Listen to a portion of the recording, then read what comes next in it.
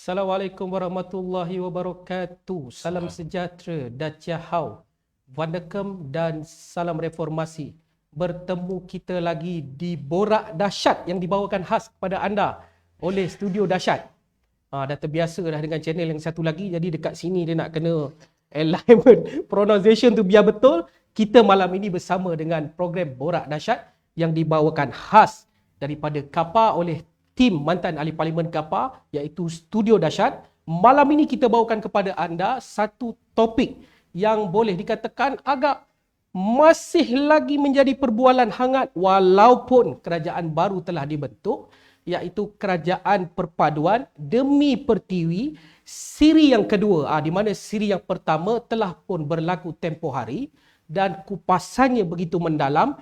InsyaAllah pada malam ini kita akan mengupas jauh lebih dalam, jauh lebih luar biasa orang katakan, untuk membawakan kepada anda perspektif-perspektif baru penting untuk anda melihat sendiri bagaimana prosesnya, fungsinya kerajaan perpaduan, penjajaran baru dan kedudukan kerajaan hari ini dari segi politik dan kerajaan.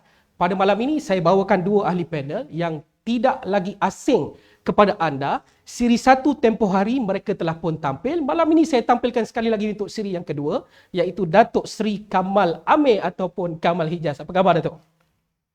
Saya sebenarnya, Alhamdulillah, terima kasih kerana mengulang saya. Sebenarnya saya kekenyangan. Sebab bila saya datang sini, saya dapat makanan yang terbaik lah yang dihidangkan oleh isteri pada Datuk Dahlan, Datuk Faizah. Terbaik lah kambingnya. Rasa kelena pula. Tambah pula bila dengar pula Tuan Syed bercakap benda begitu, rasa kelena. Hayat. Dia bab kenyang ni sepatutnya kita tak masuk, Doktor, sebab saya pun tengah kenyang sebenarnya. Jadi terima kasih kepada penganjur yang telah menyediakan hidangan yang baik sebelum kita berlangsung pada malam ni. Datin Faizah, isteri kepada Datuk Abdullah Sani. Mantan naib ketua wanita. Masih lagi memegang ketua wanita sekarang ini, ketua wanita Terengganu. Betul Ketua Wanita Terengganu. Dan untuk ahli panel yang kedua, tidak asing, orang yang sangat dekat kepada Datin Faizah, tidak lain dan tidak bukan Datuk Abdullah Sani, Pengerusi Biro Pekerja Parti Keadilan Rakyat, mantan ahli parlimen Kapa, masih lagi aktif dalam politik. Apa khabar Datuk Abdullah? Alhamdulillah, baik Adin. Bagaimana keadaan sekarang? Seperti biasa, menerima apa saja rintangan dan halangan untuk meneruskan wadah perjuangan politik untuk membina semula negara. Nampaknya walau apa pun berlaku, Datuk Dolah dan Datuk Seri Kamal Amir masih lagi meneruskan momentum politik. Inilah dia pejuang. Saya bawakan kepada anda dua tokoh ini untuk kita mengupas lebih lanjut. Datuk Seri Kamal Amir sekarang adalah pengerusi Majlis Penasihat Veteran UMNO Wilayah Persekutuan. Bukan calon-calon orang. Dia bukan saja penganalisis politik, dia bukan saja blogger, dia juga berjawatan, dia juga orang lama, dia juga berpengalaman. Jadi sia-sialah kalau malam ini pengalaman dia kita tak kupas, kita tak cedok betul-betul. Jadi malam ini saya nak terus saja kepada satu soalan. Tempoh hari kita telah melihat penjajaran baru. Kemudian pada 19 hari bulan, 24 November, Datuk Seri Anwar telah mengangkat sumpah sebagai Perdana Menteri ke-10. Alhamdulillah, penantian selama 24 tahun akhirnya membuahkan hasil. Kemudian pada 19 hari bulan, 19 Disember tempoh hari, keabsahannya sekali lagi telah disahkan di peringkat Parlimen. Tidak ada Perdana Menteri yang berani buat sebelum ini. Tan Sri Muhyiddin ketika dapat jawatan tempoh hari disebut ingin melakukan, tapi sampai kesudah. Nak ulas panjang nanti, orang marah. Sampai kesudah tak buat. Tak buat. Kemudian Ismail Sabri juga tak buat. Tapi apabila Datuk Seri Anwar, walaupun keabsahannya telah disahkan oleh Duli Yang Maha Mulia Seri Paduka Baginda di-Pertuan Agong, tapi beliau masih lagi mengambil jalan untuk mengusulkan undi percaya, membuktikan kepada kita, membuktikan kepada rakyat, membuktikan kepada mereka-mereka yang masih tidak berpuas hati bahawa keabsahannya sebagai seorang Perdana Menteri itu jelas. Saya nak bertanya soalan pertama kepada Datuk Seri Kamal Hassan. Kita terus terjun dengan soalan panas. Selepas keabsahan itu, adakah akan ada lagi cubaan untuk mengusik ataupun mengganggu keabsahan Datuk Seri Anwar? Terima kasih Tuan Syed. Bagi saya, untuk menguji keabsahan dia tak boleh. Dari segi di Parlimen, bersama kita Datuk Lasani, sekali Parlimen sudah pun membuat keputusan begitu. Melainkan kalau ada usul undi tidak percaya. Tetapi jangan lupa bahawa kenyataan Presiden PAS, dia kata 2 tahun. kerajaan ini akan bertahan selama 2 tahun. Dan Syahidan Kasim pula mengatakan bahawa 6 bulan ataupun 4 bulan. Artinya memang ada gerakan atau cubaan yang digerakkan sama ada di Jakarta ataupun tim baju hitam yang tidak senang dengan kehadiran Yang Amat Berhormat Datuk Seri Anwar Ibrahim sebagai Perdana Menteri, kehadiran Yang Amat Berhormat Datuk Seri Zahid Hamidi sebagai Timbalan Perdana Menteri, dan kesepakatan yang tidak disenangi oleh mereka. Sebab mereka sekarang ni sebenarnya dia is between dead and alive. Sama ada kerajaan ini berterusan ataupun mesti cuba dihancurkan, kerana selagi kerajaan perpaduan ini wujud, maka mereka tidak selamat, maka mereka adalah calon-calon kluster mahkamah. Maksudnya saya potong Datuk di situ. Maksudnya dalam pandangan Datuk, masih ada lagi, akan ada cubaan Dia bagi saya masih ada, bukan akan. Masih ada sebab itu sekarang ini mereka telah menggunakan naratif untuk merosakkan di peringkat UMNO dulu. Sebab itu ada usaha-usaha dilakukan supaya adanya pertandingan dan Datuk Seri Zahid Hamidi ini akan dikalahkan. Matlamatnya, apabila Datuk Seri Zahid Hamidi tidak lagi menjadi Presiden UMNO, maka UMNO itu akan dijual kepada tim baju hitam, dan di sinilah mereka akan melakukan sekali lagi langkah Sheraton. Tapi ini langkah Jakarta lah. Itu pandangan saya. Langkah Jakarta, langkah Sheraton 2.0. Saya tak boleh sebut langkah Sheraton sebab tidak berlaku di Sheraton. Dia akan berlaku di Jakarta. Macam mana tu? Di mana yang diketahui lah. Ya. Itu rancangan yang nak dilakukan. Tapi saya yakin, saya percaya dengan komitmen yang telah dibuat oleh Datuk Seri Anwar Ibrahim sebagai Perdana Menteri. Belum pernah lagi dalam sejarah Perdana Menteri tidak menerima gaji, apuan, facilities, privilege di mana yang dibuat oleh Datuk Seri Anwar Ibrahim. Menampakkan kesungguhan beliau untuk menghapuskan rasuah, memberikan kemudahan, menumpu pada kos sara hidup, menselesakan rakyat-rakyat yang memerlukan bantuan seperti pesawah dan juga mereka-mereka yang terlibat dalam peladangan, dan menumpu kepada pembangunan ihsan, modal ihsan yang saya lihat yang begitu bersungguh-sungguh, dan saya mengerti tentang derita mereka yang melawan dengan beliau. Yeah. Sebab dia tidak serasian yang apa yang telah Datuk Seri Anwar Ibrahim pamerkan. Dan inilah antara sebab utama. Yang pertama dah Datuk Seri dah sebut tadi. Yang keduanya kerana mereka tidak selesa, kerana legasi yang ada pada diri mereka itu tertimbus dengan cara automatik. Termasuk Mahathir. Dan inilah antara yang saya lihat kerisauan yang mereka hadapi pada waktu ini.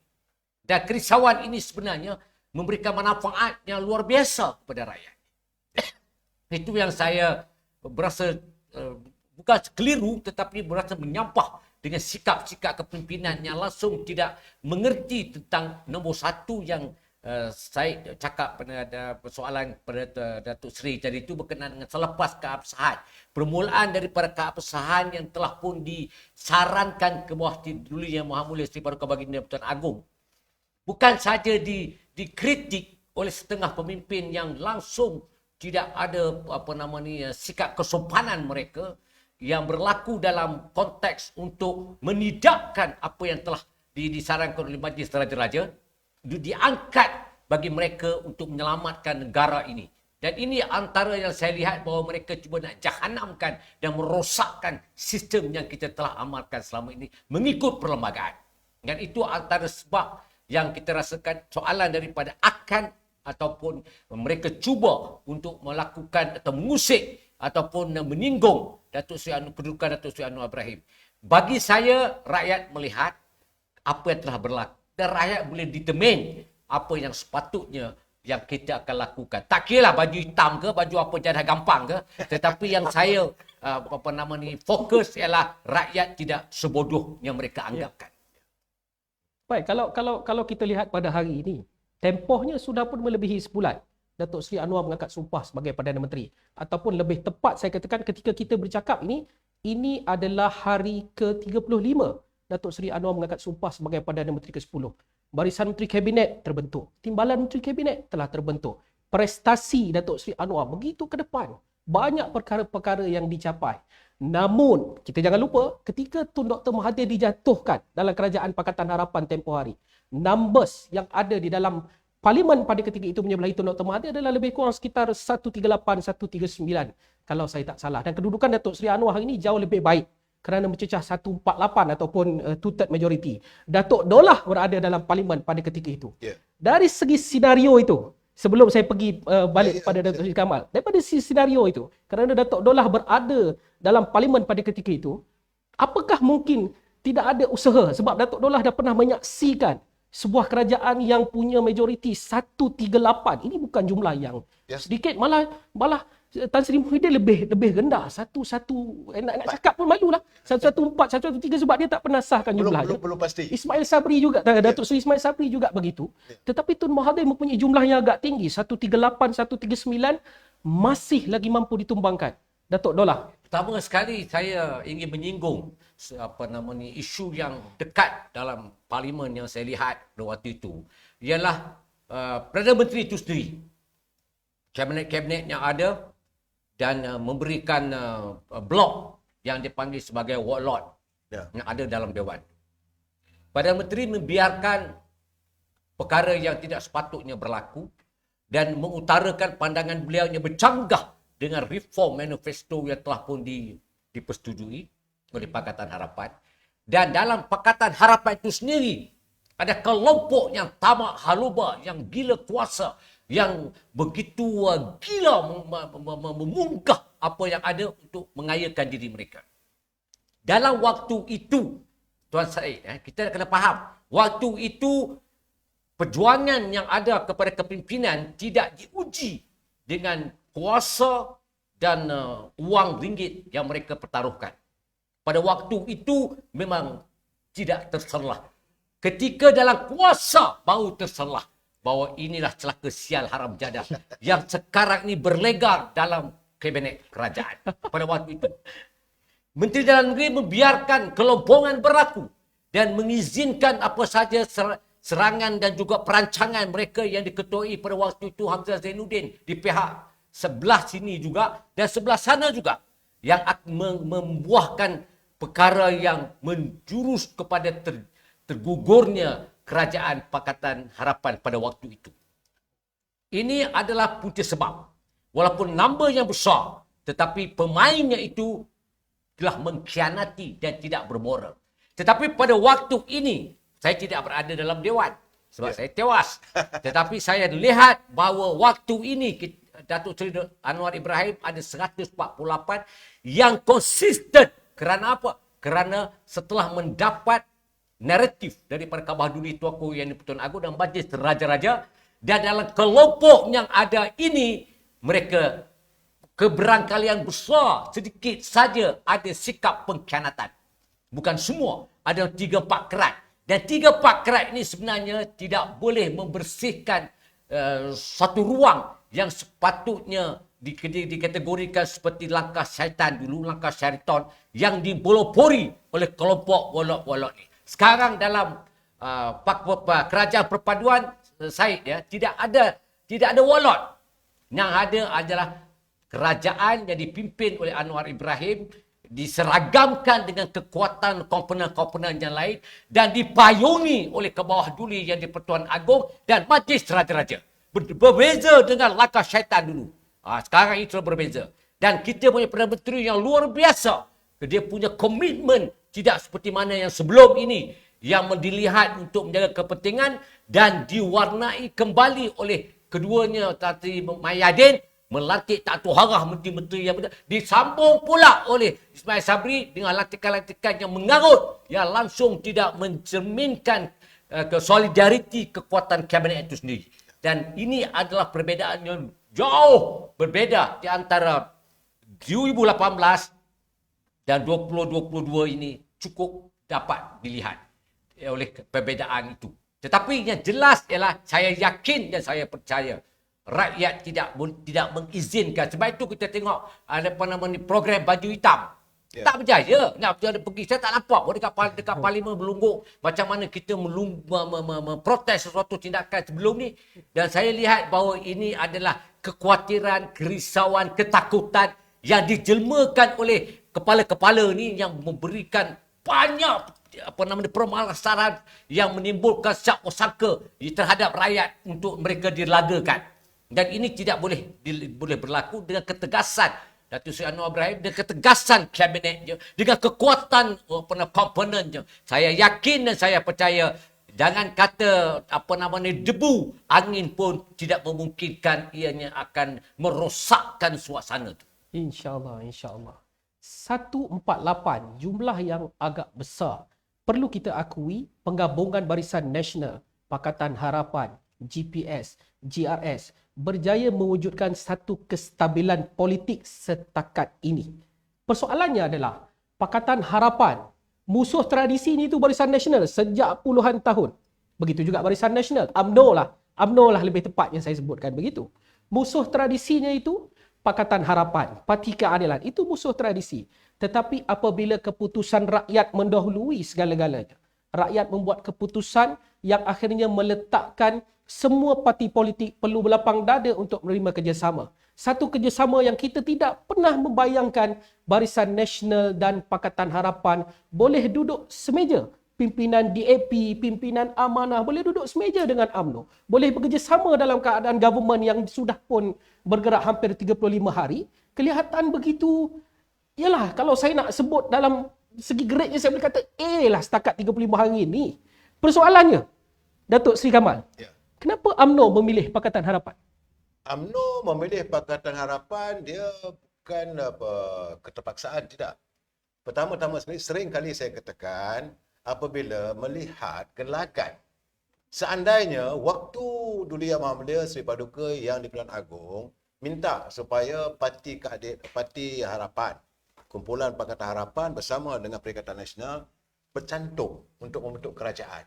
Dan kita melihat ada kesombongan, ada keangkuhan pada Perikatan Nasional yang meninggalkan istana begitu saja. Dan UMNO melihat benda ini dalam keadaan yang tidak boleh dibiarkan. Satu, kalau biarkan begitu, memang kita in the limbo dan suasana yang tak menentu, rakyat akan terkesan. Yang kedua, apabila ia disarankan oleh ke bawah Duli Yang Maha Mulia Seri Paduka Baginda Perdana Agong, bagi UMNO, apa saja titah istana, kita tak boleh diangkat. Sebab jangan lupa, UMNO itu diasaskan, diwujudkan di istana. Dan pengasasannya itu dari awal lagi, UMNO itu adalah untuk mempertahankan Raja-Raja Melayu.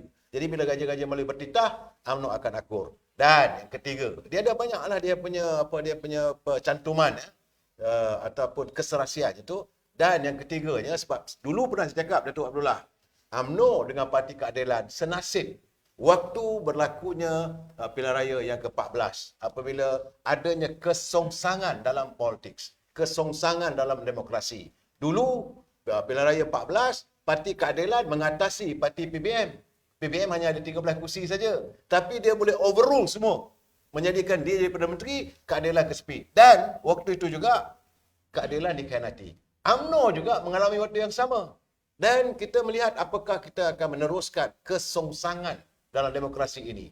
Dan yang kelimanya, ini lima faktor ya. Yang kelimanya, keserasian antara Presiden UMNO dengan Presiden Keadilan.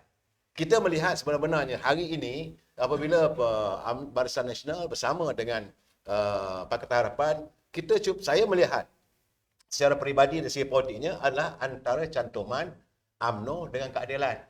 These are the two dominants yang membentuk kerajaannya. Bukanlah kita nak menyinggol parti-parti bersama dengan Keadilan, ya. Tidak, tetapi kita melihat mereka bersama jadi satu kumpulan dalam pasukan. Tetapi core-nya, ibunya adalah Keadilan. UMNO, core dalam Barisan Nasional is UMNO, ya.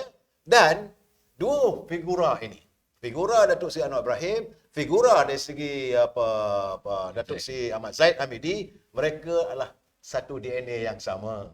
Dan orang yang senasib, yang dihukum, yang difitnah, yang dijadikan diinaya oleh orang bernama Mahathir Mohamad. Sebab itulah berlaku benda begini. Dan saya melihat ini adalah satu perkongsian yang sukar untuk dipisahkan dari awal lagi.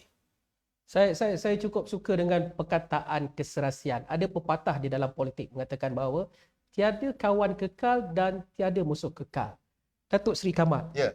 dari segi sudut pepatah itu tadi, adakah kerjasama ini berdasarkan keserasian yang disebutkan tadi, adakah kerjasama ini mampu bertahan lama?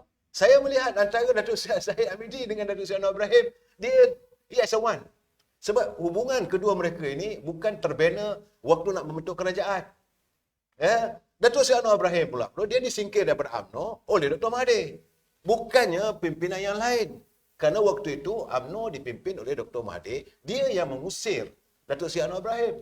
Dan Datuk Syed Hamidi adalah orang yang saat dia memimpin UMNO Barisan Nasional. UMNO lah pesir. Waktu itulah UMNO nak diharamkan, UMNO nak dibubarkan oleh Dr. Mahathir. Jadi dua-dua nasib sama. Jadi kalau dua-dua ni nak merajuk hati, saya tak nampak lah. Takkanlah kali ini dah ada dalam kerajaan, dah jadi Perdana Menteri, dah membentuk kerajaan yang diwujudkan asas perpaduannya nak merajuk hati. Nak merajuk hati untuk apa? Matlamat sekarang ni, Datuk Seri Anwar Ibrahim, jiwanya jiwa rakyat. Sebab itu beliau mengatakan kerajaan hari ini masuk hari yang ke-25, 26. 35. Tak. Pembentukan kabinet tu. Kita satu hari 26. Hari ini hari yang ke-26, Datuk Seri Anwar Ibrahim menerajui kerajaan yang mahu menangani derita rakyat. UMNO tentulah jiwanya, hatinya perjuangan untuk rakyat. Dari rakyat untuk rakyat. Jadi keserasian ini bukanlah boleh katakan there is no permanent friend and there no permanent enemy. No, saya tak nampak.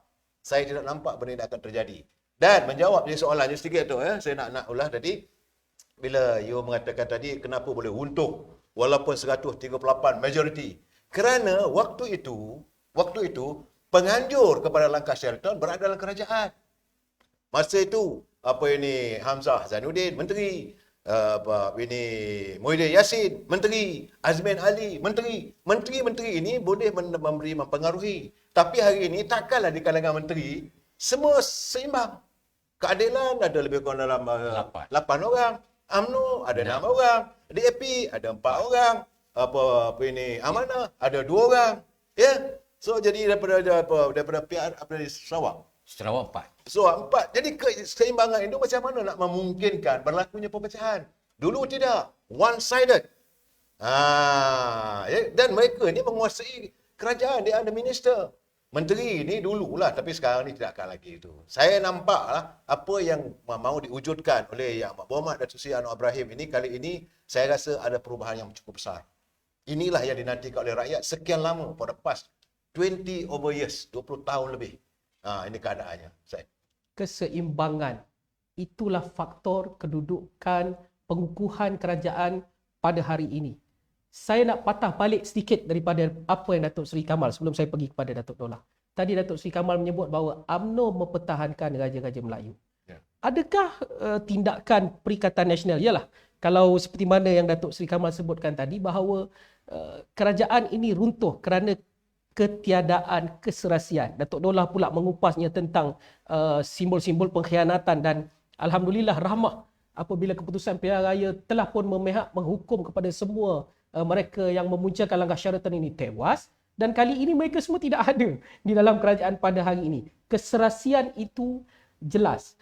Pada pandangan Datuk Seri Kamal, kita lari sikit topik, kita pergi ke saat itu tadi. Adakah itu satu penderhakaan kepada raja yang dibuat oleh Tan Sri Muhyiddin? Ataupun kebiadaban, ataupun apa istilahnya? Ini dia antara budaya kita orang Melayu ni, dia melihat payung kuning ini, yang disebut-sebut sebagai payung kuning ini, ada daulahnya, ada daulatnya.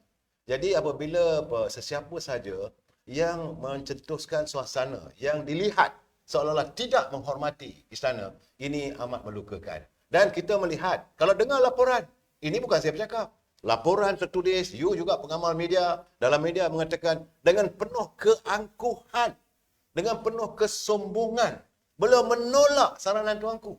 No, I want to be the Prime Minister. Kau tak sedar diri ke? Engkau dengan 73 kursi aja kau ada. 73 waktu itu. That matter of time, 73. Kau boleh ketepikan begitu saja orang 82 kursi. Di sini saya melihat bagaimana Datuk Seri Anwar Ibrahim, beliau mematuhi. Dia diam waktu itu. Gambarannya lah. Beliau tunduk. Tenang itu adalah kunci. Ketenangan adalah kuncinya. Itulah ketenangan beliau menerima kerajaan. Jadi bagi saya lah, orang Melayu ni, dulu orang kata, kalau you melanggar daulat raja ni, sopak badan. Sopak ni, terpaksa cari air liur tuanku, raja simbah balik. Sekarang ni Perikatan Nasional bukan saja lompak, mereka sendiri pun sekarang dalam berantakan. Kenapa? Kerana keangkuhan dan mereka tidak langsung menghormati istana. Dan istana dipermainkan. Ini kepantangan orang Melayu. Saya sebagai orang Melayu, sebagai mewakili veteran UMNO, kita tidak boleh menerima sesiapa pun yang cuba memperkotak-katikkan istana. Pada kita, istana itu adalah segala-galanya pada orang Melayu. Inilah payung mahkota yang memayungi negara kita. Jadi tindakan itu saya melihat. Sebab itu saya yakin Datuk Seri Zahid Hamidi juga bersetuju untuk menerima Datuk Seri Anwar Ibrahim, melihat bahawa bagaimana beliau begitu susilanya Datuk Seri Anwar Ibrahim menyantuni saranan Duli Yang Maha Mulia Sri Paduka Baginda yang di-Pertuan Agong. Itu pun belum selesai lagi. Tengok mulia murninya hati Sri Paduka Baginda di-Pertuan Agong. Baginda tidak terus mengumumkan. Baginda memanggil mesyuarat Raja-Raja Melayu. Kerajaan perpaduan hari ini kena disedari, bukan hanya saranan daripada Sri Paduka Baginda di-Pertuan Agong, tetapi juga dipersetujui oleh Majlis Raja-Raja Melayu. Artinya keseluruhan Raja-Raja Melayu merestui kerajaan ini. InsyaAllah. Setuju. InsyaAllah, saya yakin. Ya, saya.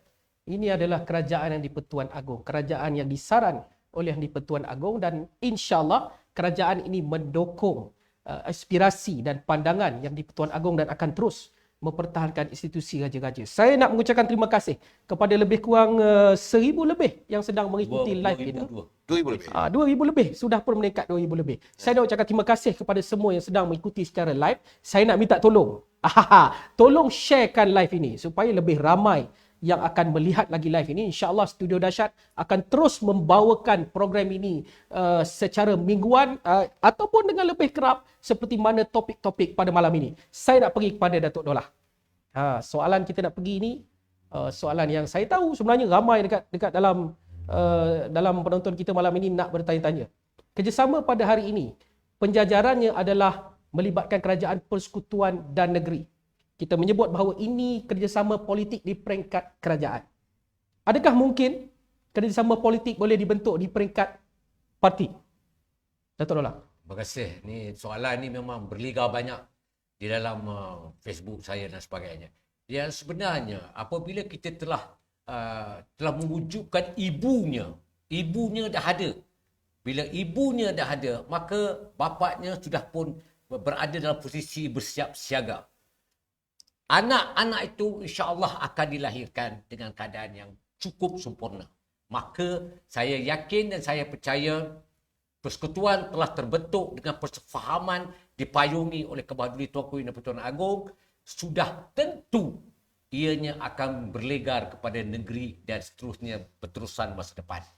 Saya nak beritahu dalam konteks kita bukan Pak Nujung ya, Syed ya, tapi jajaran yang kita maksudkan, kemah besar yang kita bicarakan ini, sudah kami bicarakan sebegitu lama sebelum PKP. Alasannya ialah, saya ulangi kembali, iaitu ketika berlakunya pengkhianatan di peringkat UMNO, Barisan Nasional, dan pengkhianatan berlaku di peringkat Pakatan Harapan. Dan apabila pengkhianatan itu telah dijelmakan, maka kerusingan waktu itu ialah tidak akan berada satu posisi pun komponen yang akan menterajui secara simple majority. Dan pada waktu itu kami bicarakan soal jajaran baru, perkongsian yang dengan pergabungan pada waktu itu, dan hari ini dipanggil perpaduan. Alhamdulillah, walaupun kami diserang, tetapi saya yakin itulah suasana yang dilihat akan berlaku. Begitu juga masa depan. Berbalik persoalan, apakah ianya boleh dilakukan? InsyaAllah terbaik. Sebab kita ada mekanisme bagaimana kita nak memastikan bahawa rakyat ini tidak terdorong dengan perpecahan. Rakyat ini tidak derita dengan pergelutan politik yang tidak ada haluan. Dan ini tidak berlaku kepada kerajaan persekutuan sekarang. Maka saya yakini bahawa selepas ini PRN akan berlaku. Dan kita akan lihat seperti mana berlakunya pilihan raya di Padang Serai. Barisan Nasional beri laluan kepada Pakatan Harapan. Begitu juga di Pahang, yang mana kita bagi laluan kepada Barisan Nasional Dan akhirnya persimbangan itu menunjukkan bahawa inilah reaksi yang akan berlaku insya-Allah pada PRN-PRN yang negeri-negeri yang terbabit dalam pemilihan yang akan datang. Ini tidak boleh dinafikan.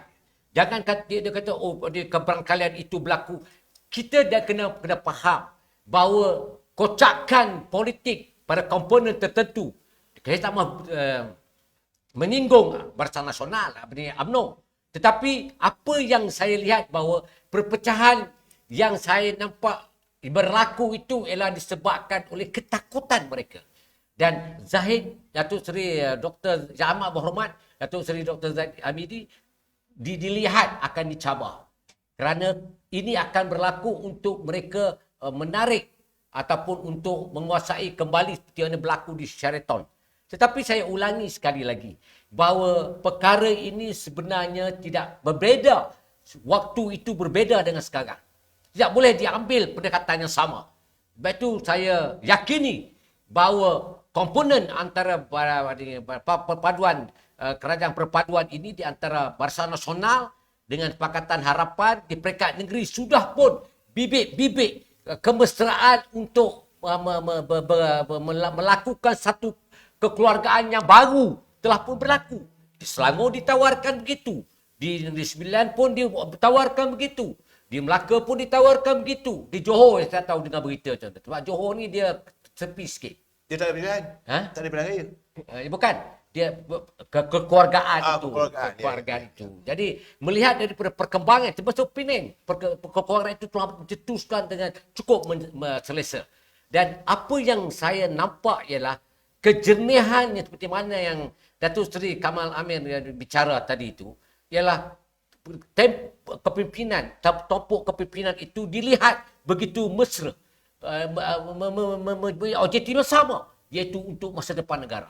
Dan saya lihat bahawa pergabungan antara Yang Amat Berhormat Perdana Menteri dan Yang Amat Berhormat Timbalan Perdana Menteri itu sendiri bercetus kepada jajaran yang dilihat untuk membolehkan kita bekerjasama untuk menidakkan kepimpinan yang bobrok, yang melakukan fitnah keterlaluan, yang menjadi pengkhianatan kepada agama bangsa walaupun dilihat mereka mewar-warkan, mereka mewakili parti agama ataupun parti Melayu, tetapi sebenarnya mereka itu adalah komponen yang songsang, fikiran yang begitu dungu, yang langsung tidak memikirkan agama, bangsa dan negara.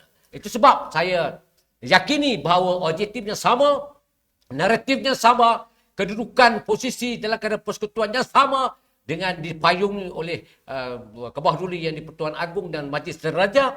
Saya yakin dan saya percaya PRN ini insya-Allah kita berlapang dada, kita akan mengadakan satu keluarga besar dan ganjaran yang kita maksudkan 3 tahun yang lalu akan terlihat sinarnya. Terima kasih. Datuk Dolah, kalau kita lihat kedudukan tsunami politik utara, berat untuk saya sebutkan tapi ini berlaku. Tsunami politik utara memihak pada Perikatan Nasional.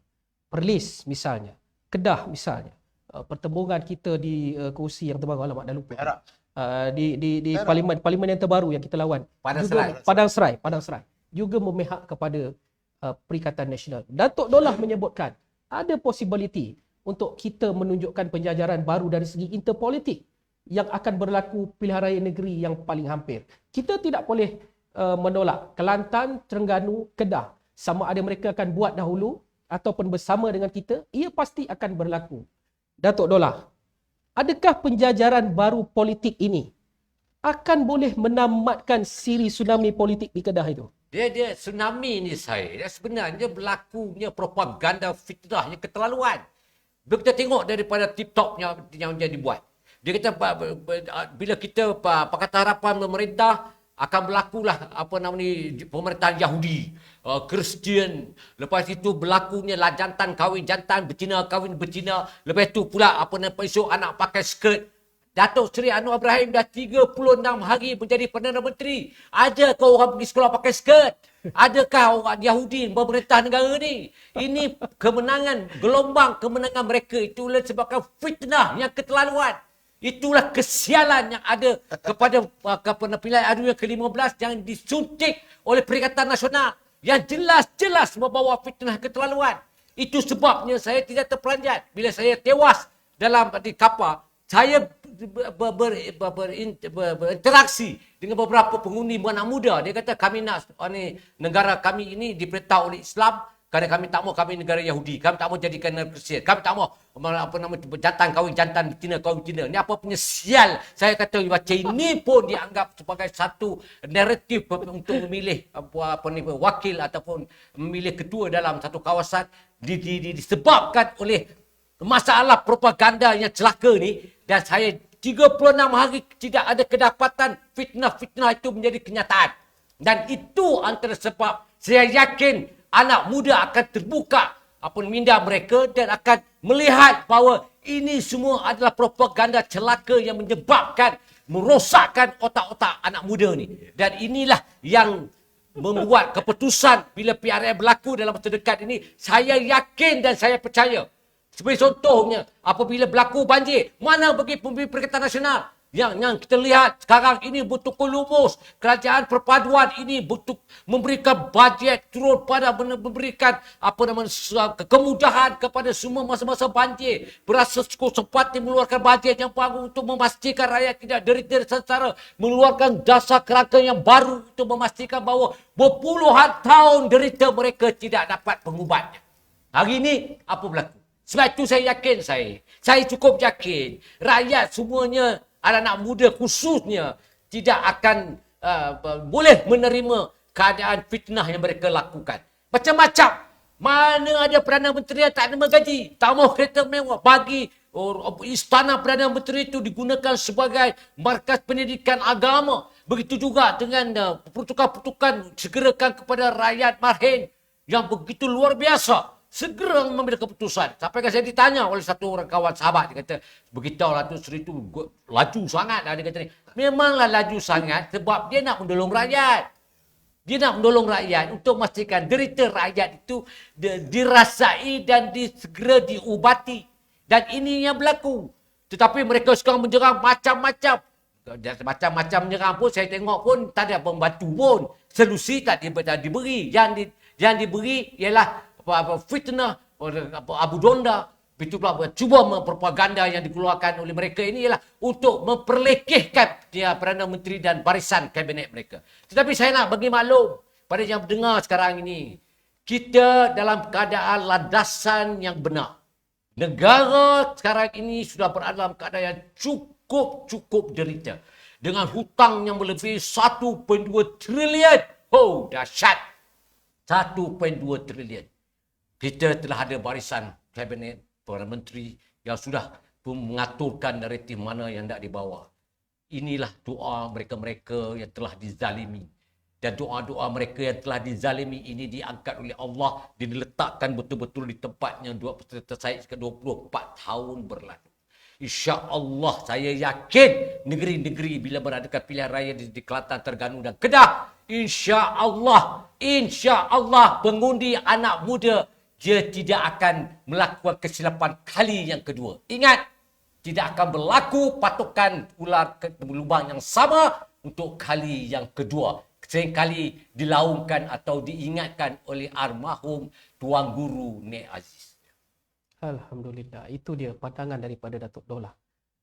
Fitnah dan propaganda itu salah satu faktor yang menyebabkan segelintir daripada rakyat ataupun pengundi mungkin terpengaruh. Dan perkara ini tidak boleh kita nafikan bahawa ianya berlaku dan ia masih lagi diteruskan oleh pihak-pihak yang berkepentingan yang mahu melihat bahawa kerajaan yang stabil perlu ditumbangkan dan mereka masih meneruskan propaganda dan fitnah ini. Datuk Seri Kamal, bagaimana caranya untuk kita melawan propaganda dan fitnah ini? Ini orang yang pakar untuk jawab. Silakan. Saya melihat begini Tuan Syed. Dulu fitnah itu boleh melanda apabila rumah tangga itu berantakan. Kalau rumah tangga kita dan keluarga kita ni berpecah belah, adik-beradik bergaduh, suami isteri bergaduh, mudah fitnah itu masuk. Tetapi hari ini, dua parti ini, Parti Keadilan dan Parti UMNO. Parti Keadilan telah pun melakukan islah kepimpinannya. Mereka yang bernama pengkhianat, mereka yang tidak lagi berterima kasih apa semua itu telah jauh tersingkir. Tak ada lagi dalam Parti Keadilan. islah kepimpinan dalam Parti Keadilan telah pun dinyahkan. Saya tak nak sebut nama-nama tu lah, tapi you sendiri tahulah, you orang keadilan. Tetapi bagi kami di UMNO, kita sedang dalam proses untuk melakukan islah kepimpinan. Sebab itu saya berkeyakinan dalam usaha mereka menabur fitnah apa semua, tidak akan berjaya selagi rumah UMNO ini dapat diperkukuhkan.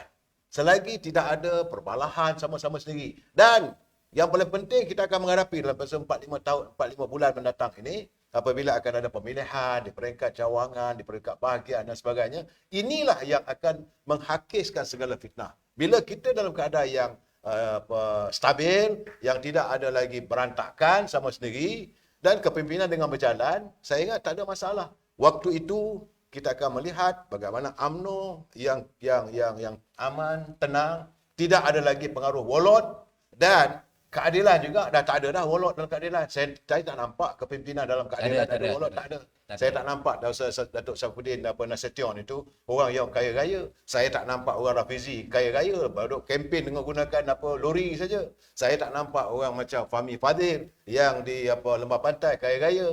Dan kalau kita tengok Datuk Seri Anwar Ibrahim sendiri, macam mana kata Datuk ini Abdullah, tak ambil gaji pun. Kak Wan, kipasnya dia lah, kipas je kan. Tetapi dalam UMNO kita masih ada wardot, dan inilah sedang kita lakukan untuk mengenepikan melakukan islah dalam kepimpinan. InsyaAllah jika dua-dua ini sealiran, tak ada masalah. Sunyilah kita nanti daripada segala fitnah, dan sebab itu saya bersetuju dengan pandangan Datuk Abdullah bahawa kita akan mencapai kemenangan besar dalam pilihan raya negeri yang akan datang di 6 buah negeri. Sama ada berlaku tsunami di utara, sama ada tsunami di selatan, tsunami di pantai timur. Saya katakan ini tsunami itu hanyalah ciptaan melalui fitnah dan sebagainya. Dan waktu itu saya yakinlah, saya amat berkeyakinan kita rakyat juga. Ini terpulang bila rakyat tengok rumah tangga tenteram, rumah itu cantik, tak ada lagi anak-anak, tak ada parasit, tak ada anjing-anjing gila yang menyala, orang datang seronok, maka dia akan mengundi kerajaan perpaduan ini. Itulah yang saya lihat saya. Saya suka ayat itu, pengukuhan di dalam rumah tangga.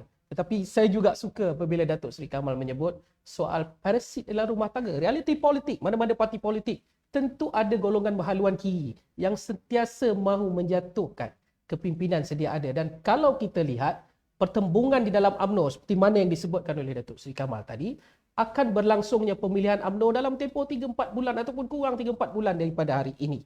Dan tentunya intention ataupun niat mereka yang akan menjatuhkan kepimpinan UMNO sedia ada bertujuan juga untuk menjatuhkan kerajaan perpaduan. Datuk Seri Kamal, adakah potensi kerajaan itu tumbang apabila kepimpinan UMNO itu dicabar, dan adakah mungkin Datuk Seri Zahid akan dicabar? Sekiranya islah ini berjaya, Datuk Seri Zahid Hamidi kekal sebagai Presiden UMNO, kerajaan tidak boleh ditumbangkan. Tetapi seandainya puak-puak gerombolan baju hitam ini berjaya mengusir pimpinan UMNO di daripada tingkat 38, maka besar kemungkinan dia boleh berlaku. Kerana berasaskan pada 148, tolak 30, tinggal 118. Dengan 118, mereka cuma cari lebih kurang dalam 9 orang. 9 orang, mana-mana wakil-wakil rakyat, ahli parlimen. Bukan saya nak menuduh mana-mana ya, tetapi daripada tidak akan berlaku daripada Parti Keadilan, tetapi besar kemungkinan ini boleh berlaku di negeri sebelah ini Sabah dan Sarawak. Kalau dibeli, sebab Sabah dengan ini biasalah dengan insiden lompat-melompat ni. Kalau itu berlaku. Tapi kalau paksinya UMNO ini, sebab itu saya selalu mengatakan, it is not the buckle that fastened. It's not the buckle that joined, but the hyphen that joined. Bukanlah pending itu yang mengukur, tetapi sendi itu yang mengikat. Jadi dalam keadaan politiknya begitu, saya katakan ini terminologi ini selalu digunakan oleh peguam-peguam. It's not the buckle that joined, but the hyphens. It's not the buckle that fastened, but the hyphen that joined. Bukanlah pending itu yang mengukuh, pengikat, tetapi sendi itu. Sendinya terletak pada UMNO ini. Kalau kepimpinan UMNO di tingkat 38 ini diganggu gugat, maka besar kemungkinan itu berkemungkinan. Tetapi selagi rakyat melihat, warga UMNO, saya tak yakin warga UMNO yang Saya sekarang potong Datuk Seri Kamal Ya. di situ. Maksudnya daripada segi apa yang Datuk Seri Kamal cuba sampaikan, ada terdapat usaha untuk mengganggu gugat kepimpinan UMNO dan mengganggu gugat kerajaan perpaduan? ini memang serangan sekarang ni, mereka nak menyerang di kerajaan perpaduan tak dapat. Untuk menyerang Datuk Seri Anwar Ibrahim, saat ini rakyat sudah gembira. Ya, adalah. Memang lawan cerita isu telur lah, minta supaya kepala wan sebenar pekerja lah. Masih ada ketidakpuasan di situ, tapi sedang ditangani oleh kepimpinan hari ini. Tetapi serangan itu dialihkan kepada UMNO. Oh, hebat. Bukan sikit-sikit. Saudara saya, dia akan terkejut. Kalau masa mengundi pilihan raya dulu tu, kita tengok ustaz bagi duit, walaknya tu. Wabillah apa semua. Bai'ahnya tu, bagi duit. Dalam UMNO ni, sampul putih. Di tiap-tiap bahagian. Tetapi saya berkeyakinan, Ali Akbar Rombi dah tahu dah. Sebab itu besar kemungkinan, wolok-wolok dalam UMNO ini akan disingkirkan. Penyingkiran ini akan berlaku secara besar-besaran sebab rakyat dah muak. Sama akhirnya, hanya kerana RM1,000, hanya kerana RM500, rakyat menderita selama 5 tahun. Ini mereka tak akan terima lagi dah. Saya berkeyakinan sebab ramai kawan-kawan saya bagi tahu pada saya, dia kata, bagi tahulah pada Datuk Zahid, jangan risaulah. Cuma, saya katakan, Datuk Seri Zahid ni, orangnya semalam saya dah cakap. Dada dia tu 3 ekar ke 4 ekar, tak tahulah, berlapang sangat dadanya tu. Terima. Sedangkan kita kena pasti, warga UMNO kenal 5 watak-watak dalam UMNO ini yang mereka mahu singkirkan. Sebab tu mereka menulis dalam Facebook, tulisan dan sebagainya. Mereka menuntut agar Presiden segera menyingkirkan kepala-kepala yang nak menjatuhkan beliau. Inilah kepala-kepala yang matlamatnya nak menjatuhkan kerajaan perpaduan. Inilah kepala-kepalanya yang tak sealiran dengan Datuk Seri Anwar Ibrahim kerana di belakang mereka, at the back of them, sekarang ni ada wagon-wagon tertentu. Ini yang saya cakap terus-terang, Saudara Syed. Seandainya Datuk Seri Anwar Ibrahim melaksanakan impiannya, iaitu ini negara hukum. Ini bukan negara rimba. Kita akan menegakkan hukum. Berderet pemimpin daripada yang wolok-wolok ni akan berada di mahkamah. They are the real court cluster. Itu pandangan saya. Baik, terima kasih Datuk Kamal. Kalau kita lihat kedudukan sekarang, kestabilan, kekeluargaan di dalam UMNO, dalam keadilan, dalam DAP, dalam amanah, dalam Pakatan Harapan, itulah kuncinya pengukuhan. Bagi pihak Pakatan Harapan, kita dah pun selesai pemilihan parti dan insyaAllah kita telah pun kukuh. UMNO akan memasuki pusingan ini. Dan tadi disebut oleh Datuk Seri Kamal bahawa akan ada usaha untuk mengganggu gugat kestabilan itu. Tetapi Datuk Seri Kamal percaya bahawa usaha itu boleh ditangani, boleh dikekang dan boleh dilawan.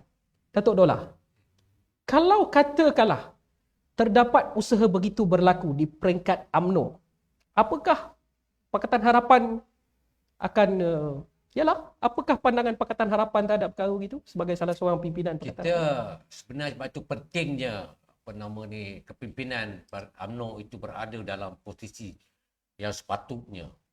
Kalau berlaku perubahan, ianya akan berlaku baliklah jual beli dalam komponen. Sebab ni atau lepas parti telah diwujud, kalau komponen itu keluar beramai-ramai dibenarkan. Individu saya tidak boleh, dia perlu dikosongkan. Ini bagus. Jadi ini memberi isyarat bahawa Datuk Seri Yang Berhormat Datuk Seri Zahid Hamid ini perlu strong enough to make sure that the component of UMNO itu dikuasai oleh beliau. Kalau tidak, ia berlaku baliklah seperti sebelum ni. Satu pengganti ke Perdana Menteri. Dan jangan lupa bahawa ianya macam mana sekalipun berbalik kepada jual beli setiap polling itu masih lagi dalam keadaan terbuka. Dan kalau ianya dapat daripada keputusan pertandingan UMNO besok ini akan juga mengurus kepada keadaan persekutuan. Dan ini sebenarnya tidak sihat. Jadi saya yakin dan saya percaya bahawa mereka-mereka yang terlibat, pemain-pemain untuk membuat pemilihan, itu sebenarnya lebih matang. Jadi saya tidak mau campur banyak urusan UMNO. Sebab saya bukan ahli UMNO. Sebagai orang luar, sebagai orang luar, saya orang luar, Datuk Dollah orang luar. Pandangan Datuk Dollah tadi mengatakan bahawa kepimpinan UMNO sedia ada, mesti dipertahankan kerana kerajaan perpaduan akan dipertahankan. Dia dalam hukumnya Tuan Syed dia panggil wajib. Ini bukan lagi sunat, harus, wajib. Dan kalau wajib itu, maka kalau dia tidak mengikut apa yang disasarkan, maka kepincangan dan kemudaratan itu akan mencetus berulang baliklah sejarah satu penggal 3 Perdana Menteri, ada 2 ataupun 4 Perdana Menteri. Ia boleh berlaku. Dan amat mudah diceritakan. Ya. Tapi pada waktu sekarang, saya yakin dan saya percaya bahawa kematangan ahli-ahli UMNO, kita nampak pada luar, akan tidak mengizinkan seperti mana titah kepada Tuanku yang di-Pertuan Agong untuk melihat kerajaan perpaduan ini stabil, kuat, mantap dan kukuh itu berjalan 5 tahun prosesnya. Dan itu juga dialukan oleh beberapa kebawah duli Tuanku yang di-Pertuan Agong.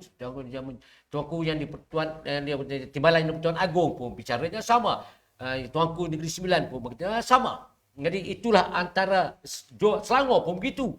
Kebawah duli yang Maha Mulia Sultan Selangor pun bicara soal kestabilan politik, kejernihan dalam memastikan harmoni itu bangsa itu tidak dicetuskan, perbalahan yang kita tengok waktu ini. Sebab tu saya menambah apa yang Datuk Seri Kamal Amir bicara soal fitnah yang dibawa itu. Sebenarnya itulah perkara-perkara yang perlu ditenangi sekarang, yang tidak boleh dikompromi. Hukum mereka yang bawa fitnah itu, berdakwa mereka dan penjarakan mereka kerana mereka perosak bangsa, agama dan juga negara ini.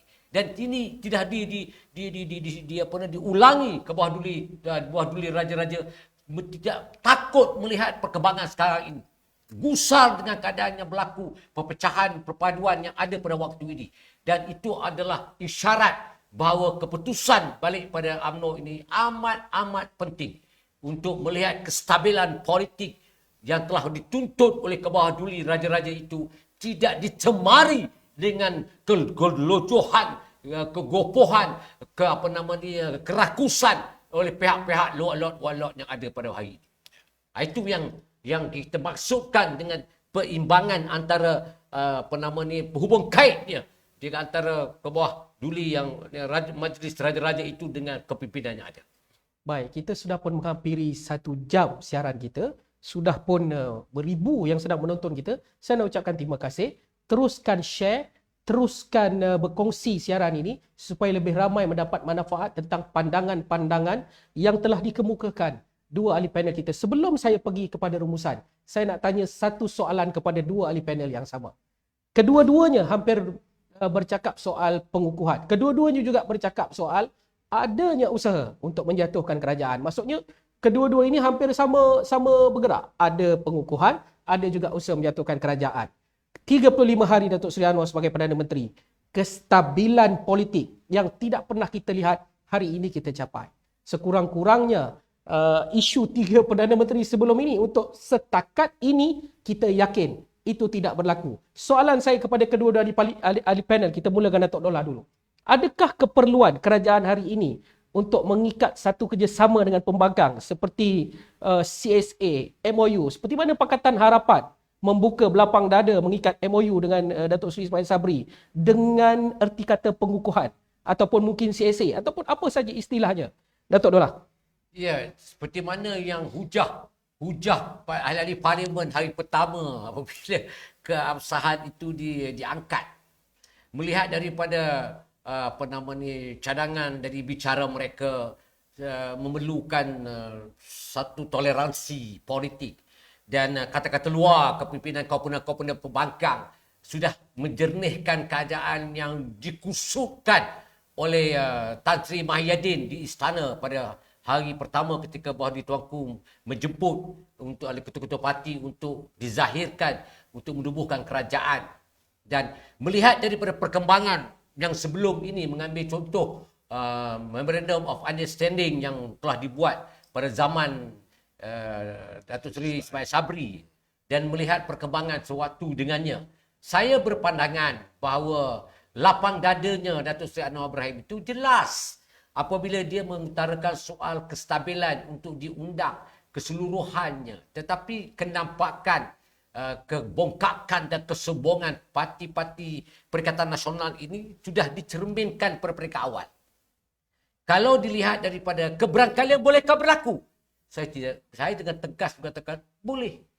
Sebab ini perkara untuk demi negara dan untuk memastikan bahawa negara ini terbina semula daripada berlakunya pemburukan sebelum ini. Dan naratif yang dibawa itulah tuntutan rakyat.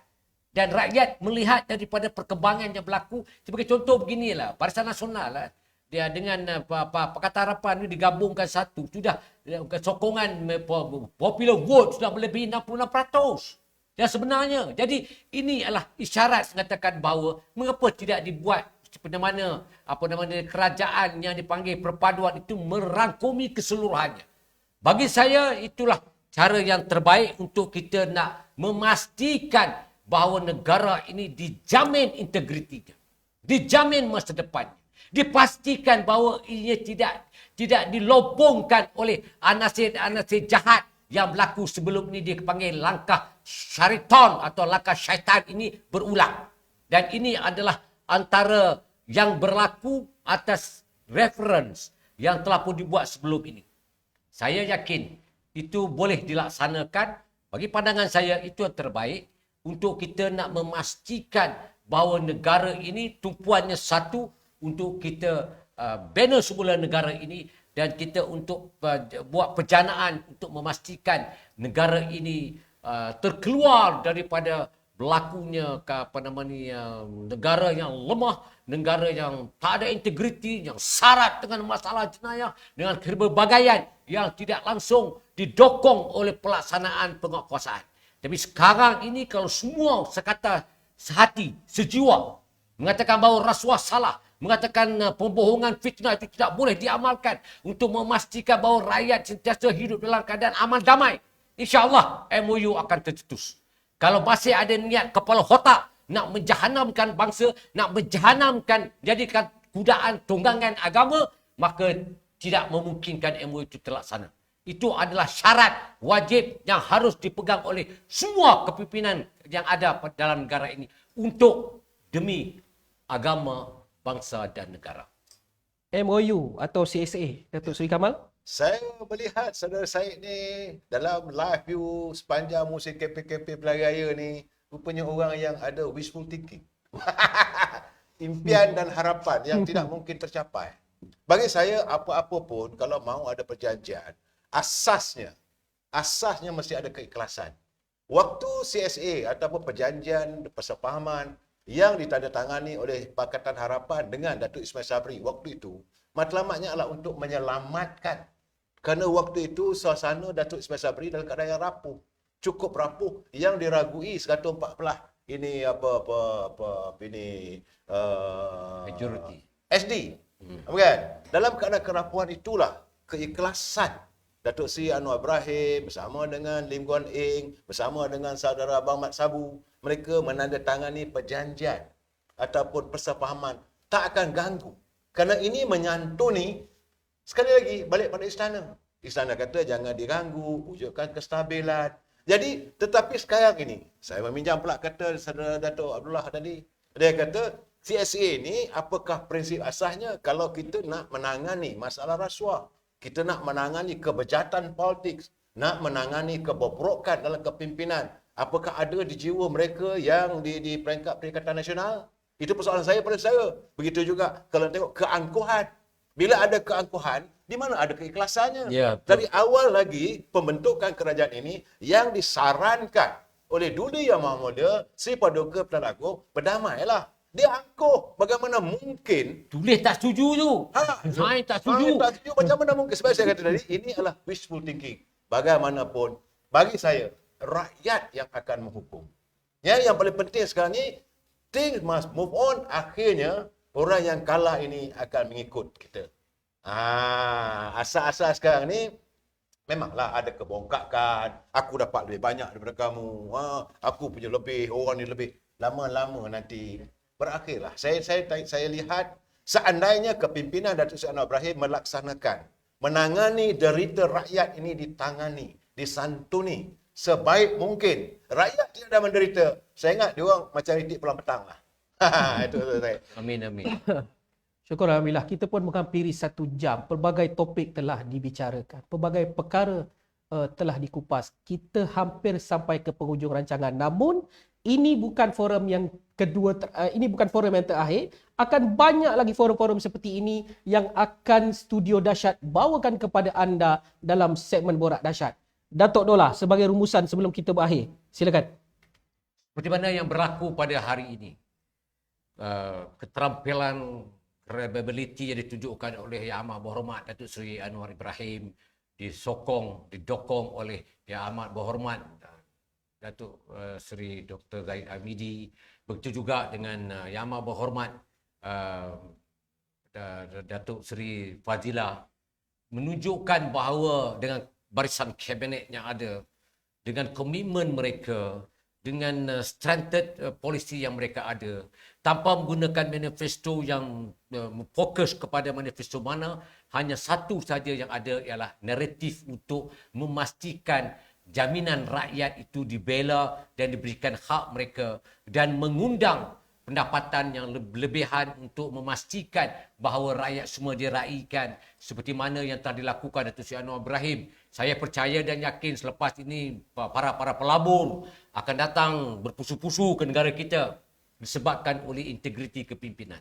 Saya tersentuh apabila program di India, Amitabh Bachchan, dalam want to be millionaire, saya disebut siapakah Prime Minister negara Anwar Ibrahim daripada negara mana. Saya melihat daripada perkembangan bila mana berlakunya perhubungan komunikasi dengan antara negara-negara luar dengan Datuk Seri Anwar Ibrahim. Saya yakin dan saya percaya negara ini insya-Allah boleh diselamatkan dengan syarat kita berdoa, kita memberi kesungguhan penuh kepada Yang Amat Berhormat Perdana Menteri dan barisan kepimpinan mereka dan kepimpinan beliau untuk memastikan jaminan masa depan rakyat itu insya-Allah akan mendapat buah hasil yang baik. Dan saya terima kasih di atas apa yang telah dilakukan oleh Kerajaan Perpaduan pada hari ini yang menjurus kepada kebajikan dan kebaikan yang rakyat nikmati setakat ini. Dan saya yakin akan berlaku banyak produk-produk yang akan ditunjukkan oleh Menteri Keuangan, insya-Allah bajet yang akan dibuat pada bulan Februari ini akan menjurus kepada kebajikan kerajaan untuk kepedulian memastikan bahawa rakyat ini terbina dengan kedudukan yang selesa dan dijamin hak mereka untuk memastikan mereka hidup bahagia dan tidak derita dan sengsara. Terima kasih Datuk Dola. Datuk Seri Kamal. Ya, sebagai penggulung bicara kita pada malam ini, saya melihat kita berbalik pada tajuk kita. Ya. Tajuk kita adalah perpaduan demi pertiwi.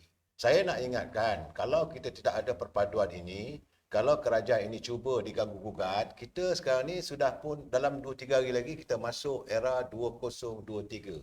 Tahun yang cukup mencabar. Hari ini juga kalau melihat laporan daripada media-media asing, COVID-19 tiba-tiba terjelma balik daripada negara China apabila 2 buah penerbangan katanya tidak dibenarkan mendarat di Itali katanya lah, ya. Ini adalah antara cabaran-cabaran. Hanya cabaran ini dapat kita atasi apabila kita bersatu padu. Perpaduan ini saya yakin kalau kita tidak merojakkan kepimpinan, kalau kita tidak menjadikan kepimpinan negara ini dalam keadaan yang in the limbo ataupun dalam keadaan suasana yang tidak menentu, kita mampu menangani. Dengan jumlah rakyat seramai 32 juta, saya amat berkeyakinan impian kita untuk melihat setiap warga negara akan mempunyai paling kurang pun sebagaimana di Norway, at least 1 juta sovereign fund setiap seorang. Sebab kita punya hasil. Kita ada getah, kita ada minyak asal kelapa sawit, kita ada minyak gas, dan kita ada petroleum. Kita mempunyai sebuah negara yang dianugerahkan oleh Allah SWT dengan kesuburan dan kemakmuran. Berdosalah kita kalau kita sentiasa mewujudkan kepelbagaian, kemusnahan atas anugerah ilahi ini. Jadi artinya mesti bersyukur wujudkan kerajaan perpaduan demi untuk rakyat dan masa depan negara. Saya. Perpaduan demi pertiwi. Kuncinya adalah kestabilan. Kestabilan yang akan membantu negara, membawa negara menjurus ke arah kemajuan ekonomi, keharmonian dan kesepakatan rakyat. Ini adalah kuncinya. Datuk Seri Anwar hari ini mengepalai kerajaan. semua pihak sedang berganding bahu dan kerjasama. Seperti mana Datuk Abdullah dan Datuk Seri Kamal, saya juga nak mengingatkan kepada mereka yang suka nak mengganggu-gugat, kita hentikan. Kita beri ruang kepada Datuk Seri Anwar untuk terus memimpin negara ini demi mencapai kestabilan politik dan demi mencapai keharmonian di dalam negara ini.